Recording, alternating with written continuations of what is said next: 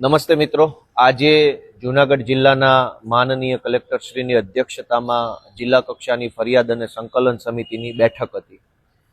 આ બેઠકમાં જિલ્લા કક્ષાના તમામ વિભાગના અધિકારીશ્રીઓ અને ધારાસભ્યશ્રીઓ, સાંસદ સભ્યશ્રીઓ વગેરે વગેરે લોકો ઉપસ્થિત રહેતા હોય છે. અમારી વિસાવદરના આગેવાન શ્રી હરીશભાઈ સાવલિયા, શ્રી રાકેશભાઈ સાવલિયા, જયસુખભાઈ પાગડાલ, ભાઈ શ્રી ધર્મેશભાઈ કાનાણી સહિત અમારી આખી ટીમ સાથે આજ રોજ આ મિટિંગમાં વિસાવદર, ભેસાણ અને જુનાગઢ તાલુકાના પ્રશ્નોને લઈને અમે ચર્ચા કરી.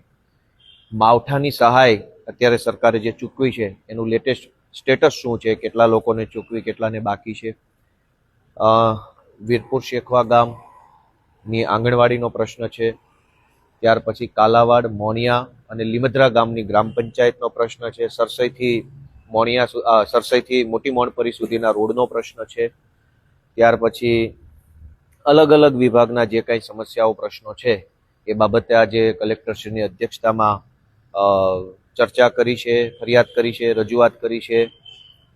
ભેસાણ, છોડવડી, ત્યાર પછી અન્ય જે ગામો છે વાંદરવડ અને જુરી ધાણી ગુંદાળી, એની સહકારી મંડળીમાં જે ભ્રષ્ટાચાર થયો છે એ ભ્રષ્ટાચારની કાર્યવાહીને લઈને ચર્ચા.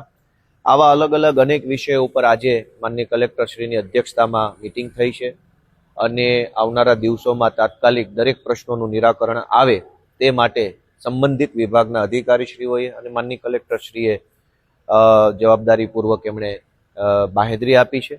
કુલ મળીને આપણા વિસાવદર, જુનાગઢ અને ભેસાણ તાલુકાના જે કાંઈ નાના મોટા પ્રશ્નો છે, ભેસાણ તાલુકાના સિટી સર્વે સુપ્રિન્ટેન્ડન્ટના પ્રશ્નની પણ આજે ચર્ચા થઈ છે.